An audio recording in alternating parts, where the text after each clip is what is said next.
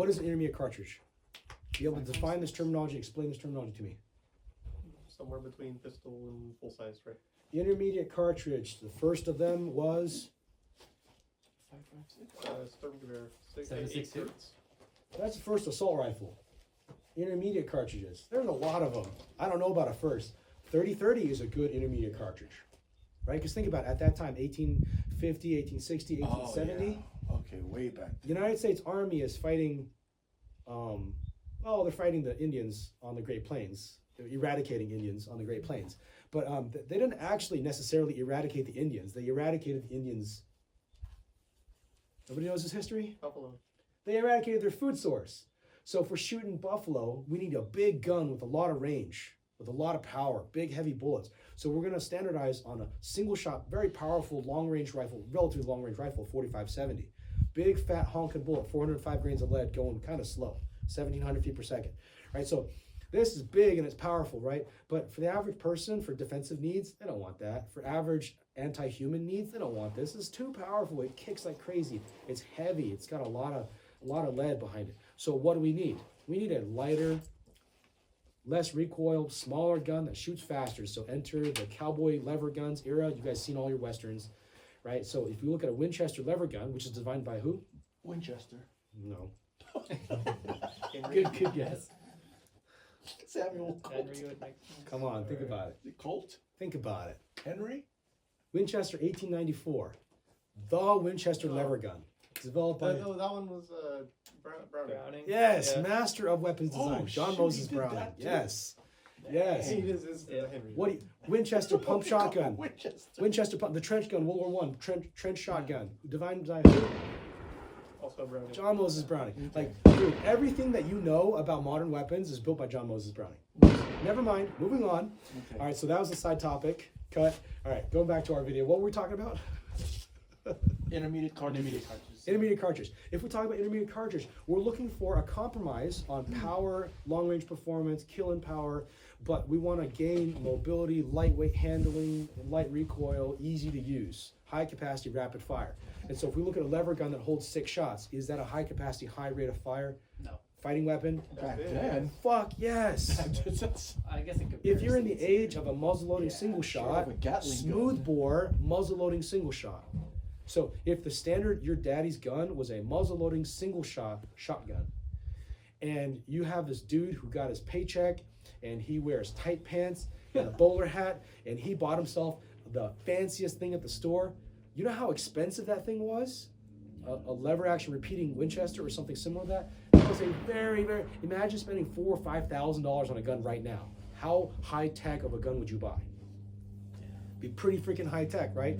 That was equivalent to the high rate of fire, high volume, light recoil lever gun of the age. And so if we think about 30-30, that to me is the quintessential first intermediate cartridge.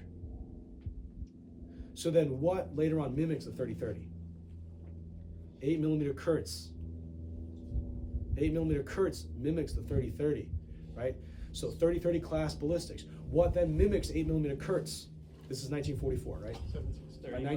By 1944, Sturmgewehr STG-44, the Storm rifle, is chambered at 8mm Kurz, a shortened version of the 8mm Mauser, shorter and weaker, but otherwise can be built on the same machining equipment, same barrels. The Soviet Union copies this, and they developed the what? 7.62 by 39 in what year? 45. 47. That's a trap. It's not 1947. You waited for you. I baited you into that. No one else was gonna say that. Because the world doesn't revolve around the AK-47. The world revolves around the Simonov carbine, the Simonov self-reloading carbine. So the Simonov carbine was chambered in 7.62 by 39, and when the Kalashnikov series of assault rifles were developed, they were already locked in. They're like, you will use this caliber. They had no choice. But the Simonov carbine developed a copy of the 8mm Mauser, but it could use Soviet type barrels, which were 7.62mm, not 7.92mm. So we have the most famous of intermediate cartridges, 7.62 by 39. The United States takes a look at the poor performance of the AK-47. They want to outrange it. They have, because we fight foreign wars, not domestic wars, We have higher capability for manufacturing and tighter tolerance machining. Therefore, we developed the 5.56, which is a sub-caliber intermediate cartridge. Again, a lower power cartridge, but light recoil, easy to use, lightweight, holds a bunch of ammo. But what it does is it gives us really, really nice long-range ballistics out of a short, fast bullet. Okay, 5.56. Now, what's another intermediate cartridge that you may or may not know about? That's not super common, but it does exist in our world right now. It's a copy of the 7.62x39. Blackout. 300 blackout, supersonic. 300 blackout, supersonic. 300 blackout, folks, is 30-30. I don't know if you guys figure that out. 300 blackout is simply just 30-30 wrapped up in a semi-automatic rifle. Interesting. These are called intermediate cartridges. Intermediate cartridges are used in what type of weapon system? You can say it's okay. Assault. Oh, There's no such thing. Magazine fed? Semi. assault weapons. That's a California thing. That's a political thing. Battle rifle. Assault rifle. Yes, assault rifle.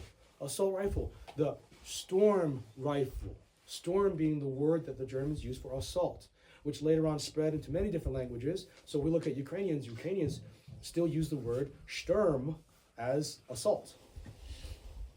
Right, so if we look at, my unit, the 47th Mechanized Brigade, that's not a mechanized brigade, that's a separate separate mechanized assault brigade. Sturm V, right? Assault type brigade.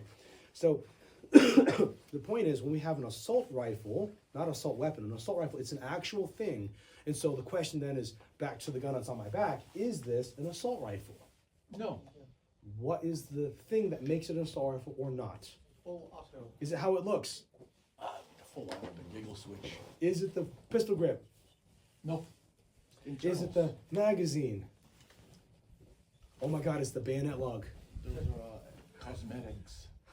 Okay, so none of that matters. What makes an assault rifle is that has attributes of both rifles and machine guns. It has to have both. It has to have both. Otherwise, it's just a carbine. Okay, it's just a light rifle for defensive purposes. What we need in order to define an assault rifle is that it can be used at farther distances like a rifle in semi-automatic, and at closer ranges on the assault, on the attack, you would throw hand grenades, and then like a submachine gun, you would switch into full automatic mode.